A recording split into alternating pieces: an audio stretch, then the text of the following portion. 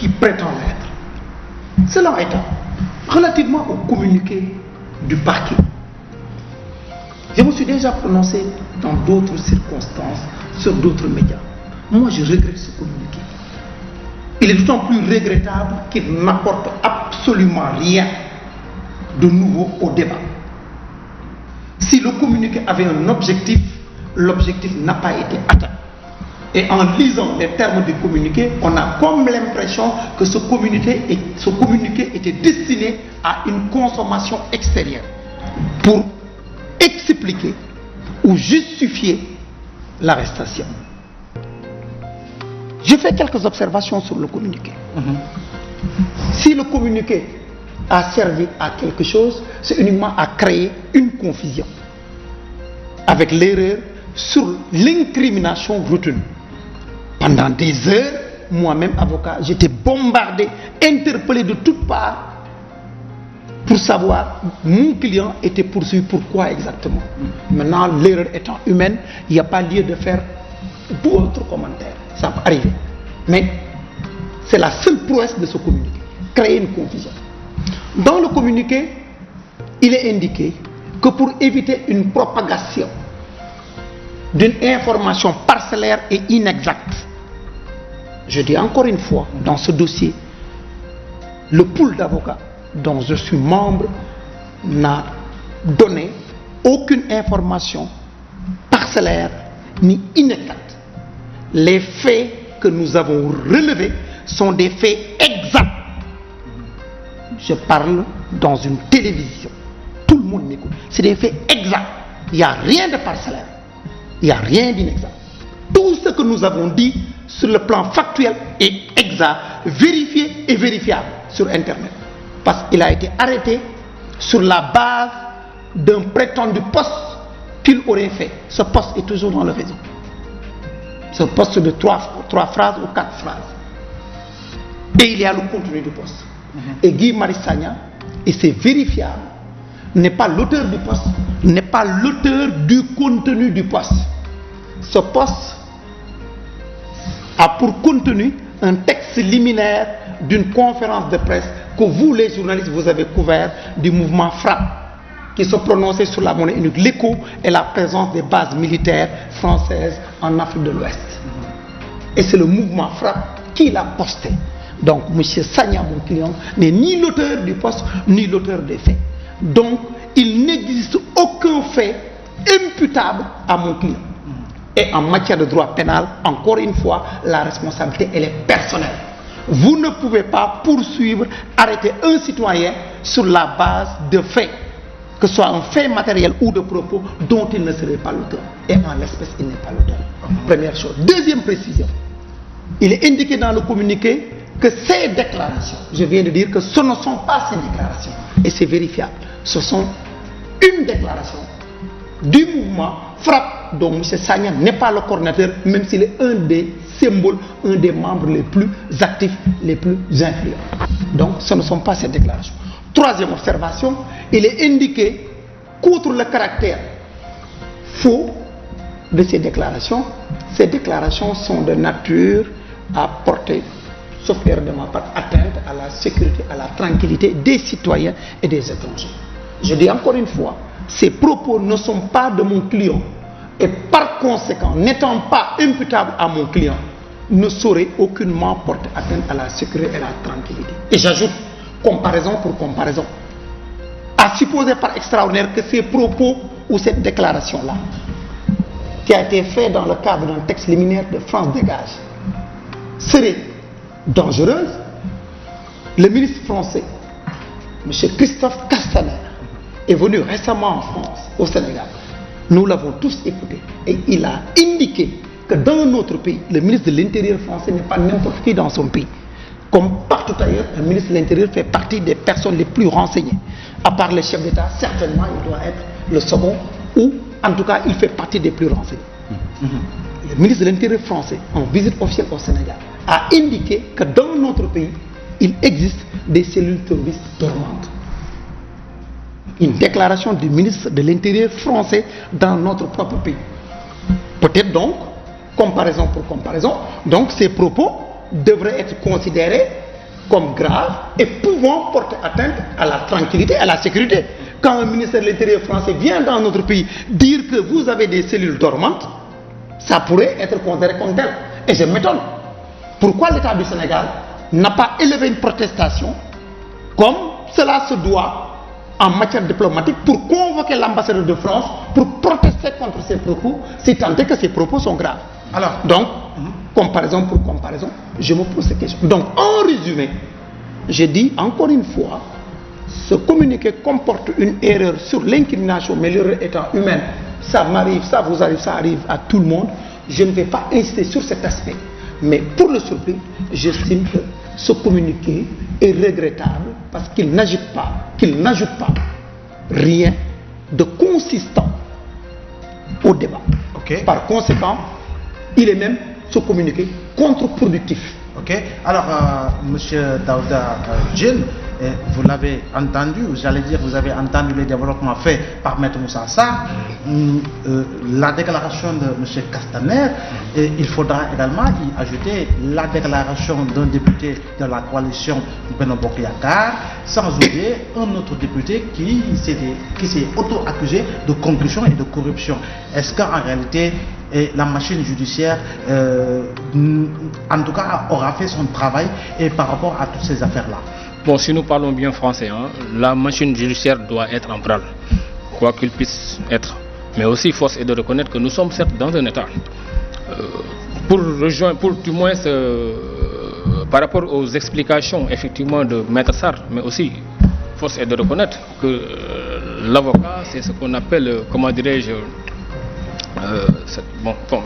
permettez-moi de me passer cette réflexion pour vous dire que par rapport effectivement à l'invite de M. Castaner, nous sommes effectivement dans un monde en matière géopolitique où il faut force est de dire au moins une chose, que nous sommes dans le pays, le Sénégal est un pays qui se situe effectivement dans un cadre où il y a une certaine circonscription effectivement, où il y a une présence de moins de terroristes, de groupes djihadistes terroristes, comme dans le nord du Mali, et comme dans le nord du Mali, entre autres. Donc, comme au Niger. Donc, il faudrait accepter que le terrorisme effectivement certes frappe par nos portes.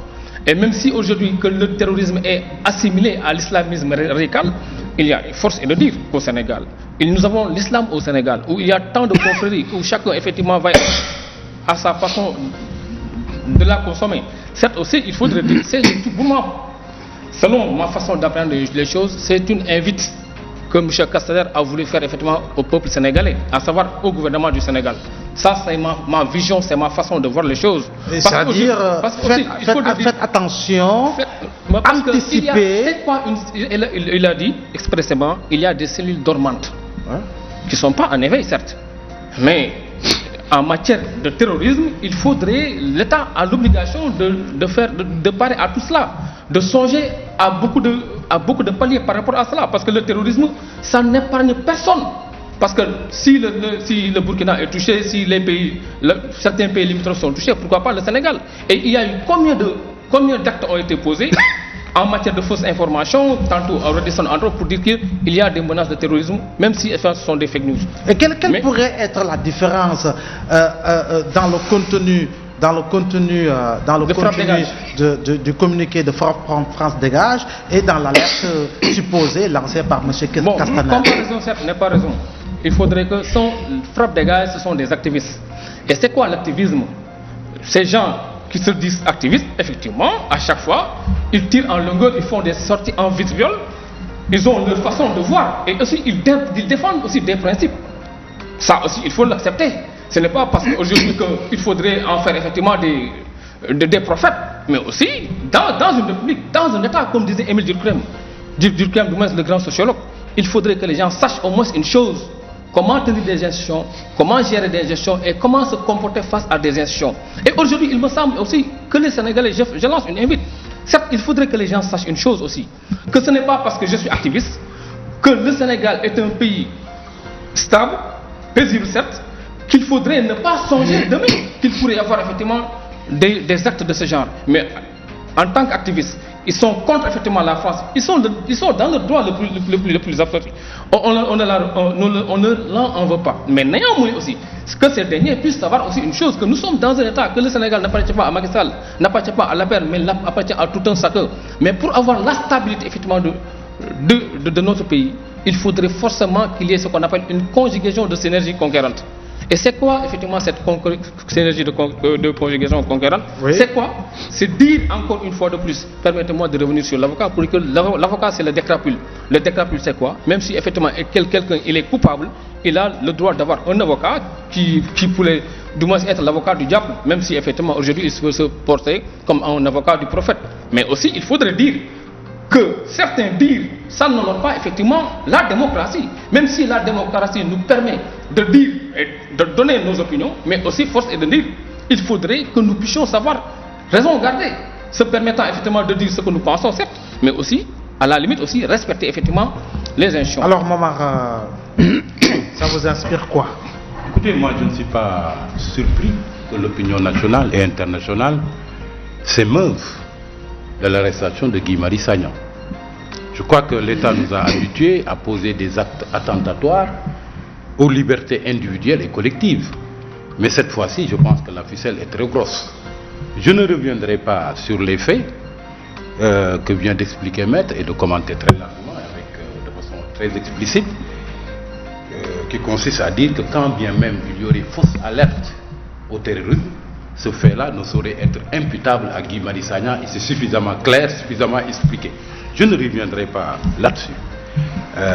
Mais d'autres célébrités que celles que vous avez citées tout à l'heure pourraient également rejoindre le concert d'indignation qui s'est déclenché depuis l'arrestation de Guy Marius Sagna. Parce qu'on a comme l'impression, avec la décision qui a été rendue hier par le juge d'instruction et qui consiste à rejeter la demande de liberté non provisoire mais d'office qui a été introduite par les avocats, parce que Guy Marius Sagna a été mis sous mandat de dépôt le 23 et 48 heures après, le 25, je parle sous le contrôle de Maître, ils ont introduit une demande de liberté d'office parce qu'ils pensent qu'il n'y a pas de fait qui puisse être imputable à Guy Marius Sagna. Et quelle est la réponse qui a été donnée par le juge d'instruction? Un rejet pur et simple à cette demande en invoquant 3 motifs. Le premier motif, c'est que M. Guy Marius Sagna n'aurait pas été encore entendu sur le fond et qu'il ne saurait donc être question de lui accorder une liberté. Or, pourquoi devrait-on l'entendre sur le fond, sur des faits dont on est à peu près sûr, vu comment ça a été démontré qu'il y a une certaine vacuité? La deuxième chose, c'est que lui, il dit que les faits sont suffisamment graves pour pouvoir justifier qu'il reste encore en prison.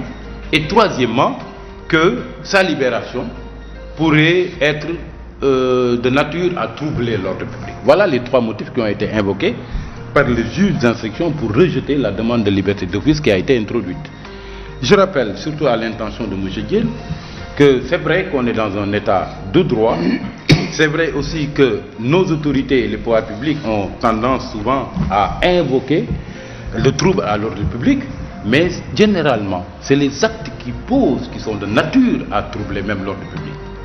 À chaque fois qu'il y a eu ici l'interdiction d'une manifestation publique par le préfet, il invoque les risques de trouble à l'ordre public.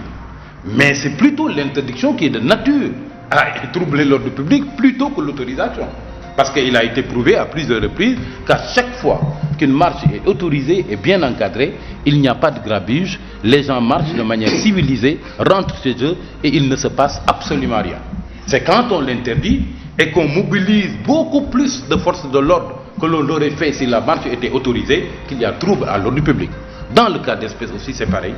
Je crois qu'il ne servait à rien pour ce régime de prendre Guy Marius Sagna et de le mettre en prison pour des faits de cette nature. Ça ne fait qu'ajouter à la situation de confusion qui est déjà dans le pays.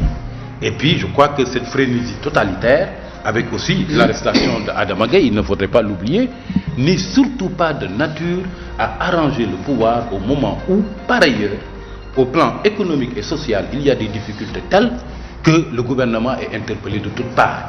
Moi, vraiment, je pense qu'il aurait pu se passer de ça et je ne m'étonnerai pas que, continuant à garder Guy Marius Sagna dans les liens de la prévention, qu'il y ait d'autres voix beaucoup plus fortes encore qui associent leur indignation au concert qu'on a vu depuis l'arrestation de Guy Marius. Alors maître, une liberté d'office refusée, quelle sera la prochaine étape pour faire libérer votre client? Avant de répondre à votre question, je voudrais faire observer à M. Dieu. Je vous en prie.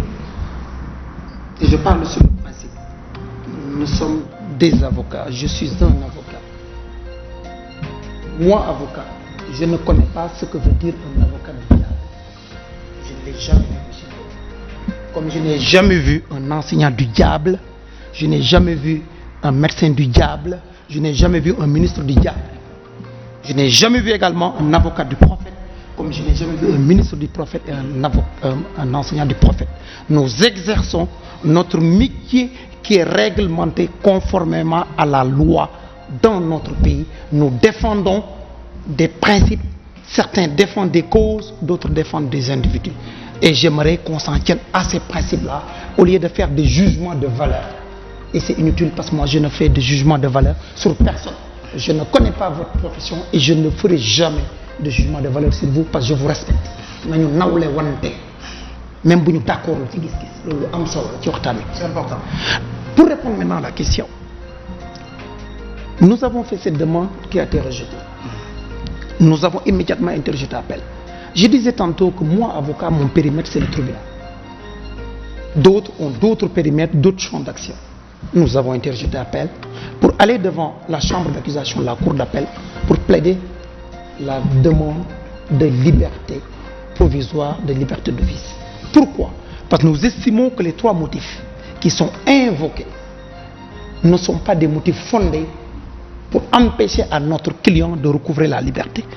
Premier élément, l'argument consistant à dire qu'il n'a pas été entendu au fond. Il est vrai que dans la pratique judiciaire sénégalaise, lorsque vous faites l'objet d'un placement sous mandat de dépôt par un juge d'instruction, dans la pratique judiciaire, tant que vous n'êtes pas entendu au fond, les avocats, ou même s'ils le font, le juge rejette souvent la demande au motif qu'il n'a pas été entendu au fond. Mais ce n'est pas un argument de texte. Mais c'est une pratique qui est là. Il faut le constater et le dire. Maintenant, nous avons estimé, relativement à cette question, que nous n'avions pas besoin qu'il soit entendu au fond, dès lors que le dossier n'a pas de fait. Parce que pour être entendu au fond, il faut qu'il y ait des faits imputables à notre client. Mais il est manifeste qu'en l'espèce, il n'y a pas de fait. C'est sur la base de prétexte que notre client a été arrêté et placé sous mandat de dépôt. Nous avons estimé dès lors qu'il ne fait aucun doute qu'il n'y a pas de fait. Il n'est pas besoin d'attendre qu'il soit entendu au fond. Et par conséquent, le texte ne l'interdisant pas, nous allons introduire une demande de mise en liberté provisoire. Premier argument. Le deuxième, sur la prétendue gravité des faits, c'est des clauses de style. Quelle gravité de faits? Il n'existe aucun fait imputable à M. Sagnan. Il s'agit de simples accusations qui ne reposent sur rien. Parce que ces faits ne sont pas imputables à lui. Ces faits, dans le poste, sont de France Dégage, du mouvement FRAPP. Ça ne concerne pas Guy Marius Sagna, parce qu'en droit pénal, c'est une responsabilité personnelle. Il n'existe pas de responsabilité pénale du fait d'autrui, il n'existe pas de responsabilité pénale par emprunt, il n'existe pas de responsabilité pénale collective. Par conséquent, on ne peut pas prétexter d'un fait grave. Il n'existe pas de fait grave en l'espèce. Ces faits n'étant pas imputés à M. Guy Marius Sagna. Troisième élément, c'est une clause également de style. Sa libération pourrait porter atteinte à l'ordre public. Mais non, c'est discutable. Véritablement discutable. C'est son arrestation qui trouble l'ordre public. Nous sommes ici, tout le monde fait des pétitions sur le plan interne, tout le monde en discute. S'il n'était pas arrêté, il n'y aurait pas tout ce débat-là.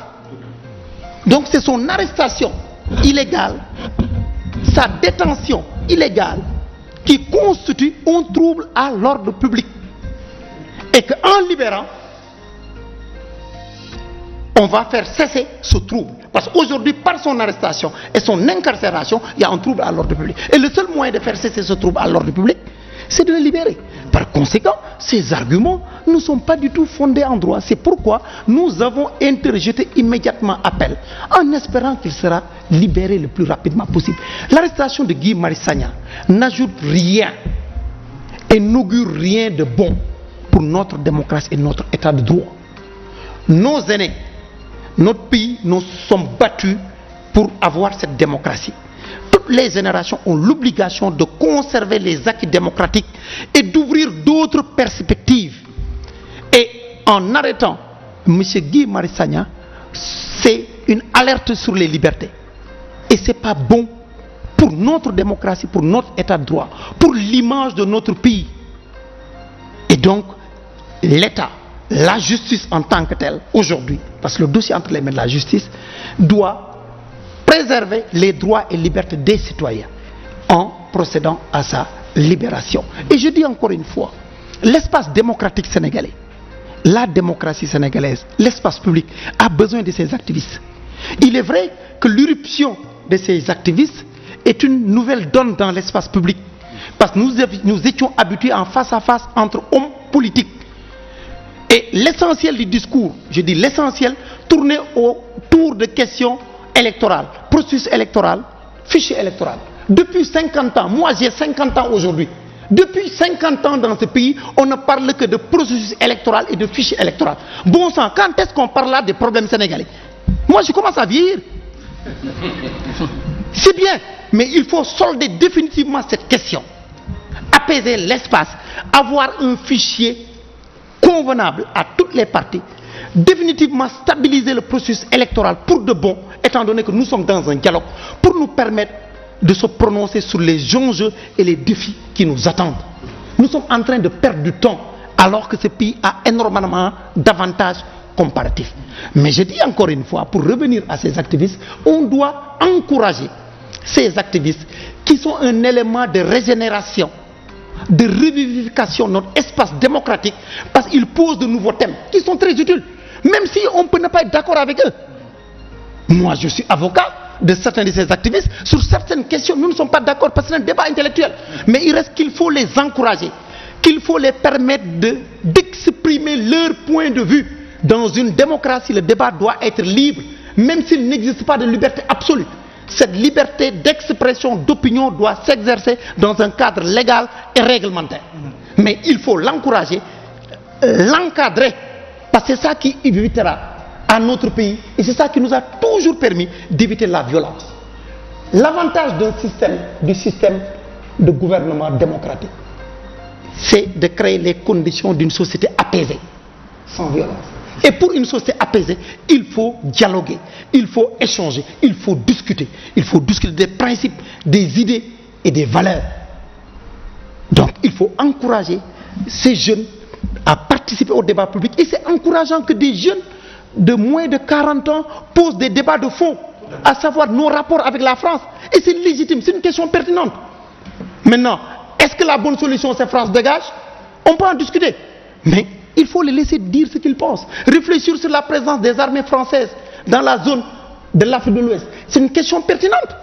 Vous avez lu Salif Keïta, musicien malien, qui s'est publiquement posé une question: quelle est l'utilité de la présence française au Mali? Parce que depuis lors, le conflit a pris d'autres proportions intercommunautaires. Et pourtant, on ne l'a pas arrêté. C'est légitime qu'il s'interroge. On ne peut pas empêcher des citoyens d'analyser, de s'interroger, de se questionner sur leur présent et leur devenir. On peut ne pas être d'accord, mais lorsqu'on n'est pas d'accord, on met en place un contre-argumentaire, mais on ne judiciarise pas le débat. C'est pas bon. Je voudrais rebondir sur ce que parce que ça me paraît fondamental. Oui, avant de relancer Daouda. C'est tellement important que notre démocratie a souvent souffert de l'absence d'un maillon particulièrement important, c'est-à-dire une société civile forte et des activistes qui élèvent le niveau du débat. Il est arrivé même que le jeu politique soit charrié tout simplement par la violence, parce que c'est laissé tout simplement, le terrain était laissé uniquement aux politiques. Et il arrive que même à l'intérieur des partis, qu'on règle un certain nombre de problèmes et qu'on solde les différends par la violence. Ça, on l'a déjà vu dans tous les grands partis et surtout les partis au pouvoir. Et le mérite de ces activistes, c'est de poser des débats de fond et de réguler le jeu politique. Et d'imposer d'ailleurs un niveau de débat élevé entre l'opposition et le pouvoir. Et on s'en est rendu compte depuis un certain temps. Il y a l'émergence de ce que j'appelle les technopolitiques, qui ont le profil d'un Sonko, d'un Abdoul Mbaye, d'un Pierre Goudiaby Atepa, d'un colonel Dièye, etc. Et qu'est-ce qu'on a vu? On a vu que cette émergence-là de technopolitique, doublée du débat de fond posé par les activistes depuis un certain temps, permet quand même d'élever le niveau de débat. Et tout se fait de manière pacifique, argument contre argument. Et c'est ça qui vivifie une démocratie. Et il faut surtout que notre pays évite, sur des dossiers-là à retentissement international, de se laisser épingler en matière de recul démocratique. On a vu ces derniers temps que le Sénégal a été mal classé dans un certain nombre de classements qui ont été faits par des organismes qui veillent à ça, ou bien qui constituent un baromètre pour l'avancée démocratique. C'est parce que tout simplement, il y a des dossiers de la nature de celle de Guy Marius Sagna qui ont un retentissement international qui fait que les caméras sont orientées et braquées sur notre pays, et ça renvoie une très mauvaise image d'une démocratie sénégalaise quand même, qui depuis plusieurs décennies passait pour être une vitrine. Alors à ce niveau, Daouda, disiez-vous tantôt qu'il faut bien parler français. Alors vous préférez la mélodie des invectives ou le rythme véritablement des idées profondes qui vont élever le niveau du débat, comme l'ont dit Maître Moussa Sarr et Momar Diop? Bon, tout d'abord, j'aimerais revenir pour dire à mon doyen Maître Sarr que j'ai plus ou moins été relatif. Parce que Olof Ndiaye nee na wax bu xelu wax day xelu mais du xelu. Il n'y a eu pas d'avocat du diable, il n'y a eu d'avocat du prophète. Toute personne est assujettie à avoir un avocat dès l'instant qu'il y a effectivement des quiproquos judiciaires. C'est par là dont j'aimerais passer. Voilà. Maintenant, pour revenir effectivement à votre analyse tantôt, par rapport effectivement au débat, force est de reconnaître qu'en démocratie, on a fort besoin effectivement qu'il y ait ce qu'on appelle des activistes. Mais positivement, je m'explique. Mais aussi, qu'est-ce qu'on assiste au Sénégal? Il y a les activistes, je parle au pluriel, ils sont au nombre de combien au Sénégal? Mais la plupart d'entre eux, il y a des insulteurs, il y a des calomniateurs, il y a des gens qui font de l'information à rebours. Et nous sommes tous témoins. Vous en connaissez? Ah non, on en connaît. Non, quand vous dites nous en sommes tous témoins. Nous en sommes témoins dans la mesure où aujourd'hui, par la force des choses, il y a l'Internet qui est là. Et il suffit. C'est qui? Est-ce que celui qui se cache derrière un clavier, et qui clique pour insulter, pour injurier, pour calomnier, est forcément un activiste? Mais vous savez, je pose la question. Quelle est la différence entre ceux-là et ceux-là qui sont sur le terrain et qui mènent des combats de principe? C'est comme aujourd'hui vous me posez la question à expliquer effectivement quelle est la différence entre un homme politique qui ne fait pas d'invective et celui qui en fait. Ce sont tous des hommes politiques. Il ne faudrait pas essayer de chercher plus loin. Mais certes, nous sommes force de reconnaître qu'il est nécessaire en démocratie qu'il y ait ce qu'on appelle un débat d'idées. Par rapport effectivement aux activistes, je suis pour le positivisme, je suis pour le débat d'idées, mais aussi si nous sommes arrivés au Sénégal à telle enseigne aujourd'hui, que l'histoire effectivement est tellement galvaudée à telle enseigne aujourd'hui, on voit que la France est en train effectivement de nous pomper, nous sommes un État souverain. Le Sénégal et la France ont partagé, on a 148 ans effectivement de présence française effectivement au Sénégal. 148 ans, bientôt 149 ans. Mais au-delà de cela, aussi, si nous interrogeons aujourd'hui l'histoire jusqu'à présent, il y a plus de 400 000 Sénégalais qui vivent en France, qui ont la nationalité française, qui sont des binationaux et qui profitent effectivement des avantages de la France. Il n'y a pas de problème. Nous sommes un État certes souverain, mais aussi faire élever effectivement certaines situations à telle enseigne aujourd'hui qu'on voit que la présence des forces françaises. Mais je vais vous dire une chose, chers amis, peut-être nous l'ignorons sur le volet géopolitique. Vous savez combien cela coûte effectivement ce que l'on appelle la surveillance aérienne effectivement du Sénégal? Pour cela, il faut au moins 2 MiG. 2 MiG, ça coûte combien? Presque 40 millions de dollars. Un seul MiG, ça coûte 40 millions de dollars.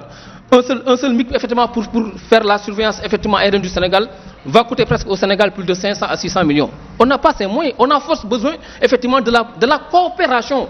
On parle effectivement de coopération, mais pas effectivement d'asservissement. On ne parle pas que la France est toujours en train de nous gérer. Mais quand on est dans le monde, il faudrait que nous puissions respecter les normes du monde. Le Sénégal est un État certes souverain. Nous avons notre façon de voir les choses. Nous avons notre façon de gérer notre démocratie. Nous avons nos politiques de santé. Nous avons effectivement tant de politiques qui sont sénégalaises. Mais au-delà de cela, je ne suis pas contre l'activisme, maître. Mais un activisme bien contrôlé. Je suis pour des débats d'idées. Ça fait plus de 25 ans, nous sommes effectivement dans un certain activisme qui ne dit pas son nom, qui consiste aujourd'hui à faire du développement, qui consiste aujourd'hui à dire aux Sénégalais, mais vous savez, tout dernièrement, mais comment un Sénégalais se permet-il effectivement de manger et de jeter effectivement le truc par terre? Mais c'est inhumain. Il faudrait, c'est dans ce contexte-là que nous invitons effectivement les Sénégalais. Je rappelle à ce propos et à l'intention de M. Diène et de nombreux téléspectateurs qui nous regardent, qu'effectivement des activistes se sont levés pour appeler à la sensibilisation des citoyens, et ce sont des activistes qui se sont levés encore une fois pour nettoyer beaucoup de quartiers de Dakar. Merci beaucoup. Moi-même, en tant qu'activiste en 2003, j'ai eu des chers amis, j'ai fait une marche pour demander la paix en Casamance, parce qu'on disait en ce temps-là, en 2003, le Sénégal de Koudjamoula, et qu'en Casamance, on tuait des gens. J'ai dit, mais Hana Sénégal, Casamance, beaucoup de Sénégal, j'ai fait une marche en tant qu'activiste, j'ai été arrêté devant les grilles du palais présidentiel de Metouat, j'ai été déféré à la prison centrale. Mais je dis que tout cela, ça rentre effectivement dans ce cadre. Mais non, il ne faudrait pas se plaindre. La vie, c'est une question effectivement certes de choix. Mais au-delà aussi, nous appelons à l'État de savoir cette raison garder, d'encadrer. Parce que aussi, l'État a cet effectivement état de veille. Parce qu'aujourd'hui, quoi qu'il advienne, Guy Marius Sagna est fabriqué par l'État, est devenu un grand monsieur, est devenu effectivement une incarnation, je veux dire, sur le volet effectivement d'activistes, aussi par rapport effectivement à ces jeunes qui sont là, qui sont certes contre la présence française, mais aussi il faudrait... Il est bon d'avoir de jeunes comme Guy Marius Sagna au Sénégal. Je pose la question, c'est une question fermée. Mais il est bon d'en avoir, parce que aussi, quoi qu'on puisse dire, Guy Marius Sagna n'insulte pas, mais il défend des idées. D'accord. C'est important. Ce que je voudrais faire remarquer, c'est que le président de la République a récemment appelé les Sénégalais à davantage de citoyenneté. Et je voudrais attirer l'attention de M. Diène sur le fait que le modèle le plus achevé de la citoyenneté, c'est justement l'activisme. L'activisme n'est rien d'autre qu'une citoyenneté active. Et ça, c'est bon à savoir. Si vous le savez, et si les pouvoirs publics le font, je crois qu'ils laisseront beaucoup plus de liberté d'action aux activistes qui ne font encore une fois que revivifier notre démocratie et participer au débat, relever le niveau de débat pour que les questions essentielles soient posées et soient discutées par les Sénégalais. Alors, maître, on a l'impression que nous sommes dans un éternel recommencement par rapport à tout ce qui se fait dans le landerneau politique sénégalais, par rapport à ces mesures d'arrestation souvent jugées arbitraires, surtout lorsqu'il s'agit d'arrestation d'opposants politiques, que ce soit en fait concernant tous les régimes. Oui, moi je le dis souvent, nous sommes dans une démocratie en maturation. Parce que si nous étions en démocratie accomplie, on n'interdirait pas de manifestations. Et dans ce pays, on interdit toujours les manifestations. Ce n'est pas le principe, mais l'exception. C'est pourquoi je dis souvent, nous sommes une démocratie, mais en maturation. Ça veut dire que nous avons toujours des entorses dans notre démocratie. Et le fait de ne pas permettre à des Sénégalais de manifester librement est une entorse grave. Alors que moi, j'estime que nous avons les moyens d'encadrer ces manifestations. La preuve, toutes les manifestations qui sont encadrées, il n'y a pas de débordement. Donc, il y a problème là. Et il appartient à nos gouvernants, à nos hommes politiques, de prendre en charge cette question pour nous permettre de faire d'autres bons. Parce que la liberté de manifester, elle n'est pas dirigée uniquement contre le pouvoir. Les employés de CNTV, s'ils ne sont pas d'accord avec la direction, doivent faire une déclaration préalable et venir marcher. Moi, mes employés dans mon cabinet ou ailleurs, la liberté de marcher est un outil, un instrument à la disposition de tout le monde dans l'espace public. Pourquoi cet aspect frileux? Il faut qu'on le dépasse. Donc, effectivement, à mon avis, il y a encore des efforts à faire. La démocratie, elle est là, mais elle est en maturation et il va falloir la consolider davantage pour éviter ce débat inutile qui est là, qui ne nous fait pas avancer. Autorisation de marche, processus électoral, etc., etc. Parce que notre débat, notre espace public, notre espace politique manque de débat de qualité, manque de profondeur de débat. Et voilà ce qu'apportent les activistes. Personne n'a dit. Moi, je n'ai jamais dit que les activistes ont le droit de dire et de tout faire. J'ai dit, ils doivent exercer leur liberté consacrée par la Constitution dans un cadre légal et réglementaire. Ça veut dire il ne doit pas y avoir un abus dans l'exercice de ces libertés-là. Parce que dès lors qu'il y a un abus, vous vous exposez à une sanction. Tout à fait. que ce soit civil ou pénal. Donc je suis partisan de l'exercice effectif des libertés, mais dans un cadre légal et réglementaire. Mais dans ce pays, on a l'impression que l'exercice correct de ces libertés gêne certains. Il vient de dire, Guy Marius Sagna est extrêmement courtois. Il n'a jamais d'invective à la bouche ni d'injure. C'est lui-même qui l'a dit, M. Diène.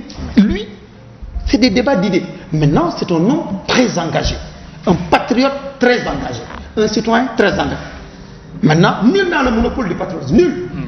Mais il est très engagé, très patriote. Je pense que des gens, des jeunes comme ça, on doit les encadrer, on doit les encourager pour enrichir le débat démocratique, conscientiser les masses. Parce que dans ce pays, les bons que nous souhaitons faire, tant qu'on n'aura pas une opinion publique citoyenne, conscientisée, au fait des enjeux et défis, toutes les politiques publiques vont échouer. Parce que les masses ne les comprendront pas. Donc il faut l'encourager. Et pour revenir aux invectives, j'ai dit l'invective dans ce pays est devenue une contre-culture qu'il faut combattre. Depuis les années 2000, avec le pluralisme médiatique qui a commencé à la fin des années 90, l'irruption des réseaux sociaux, c'est devenu le jeu favori pour certains Sénégalais. Et les premiers à donner le tempo, c'est les hommes politiques, certains hommes politiques, je dis, dans tous les camps du pouvoir comme de l'opposition, il y a des insulteurs en chef que M. Diène connaît, que je connais, qu'Ablaye vous connaissez, que Momar connaît, que tous les Sénégalais connaissent, et qui ont des responsabilités dans ce pays, et qui donnent un mauvais exemple.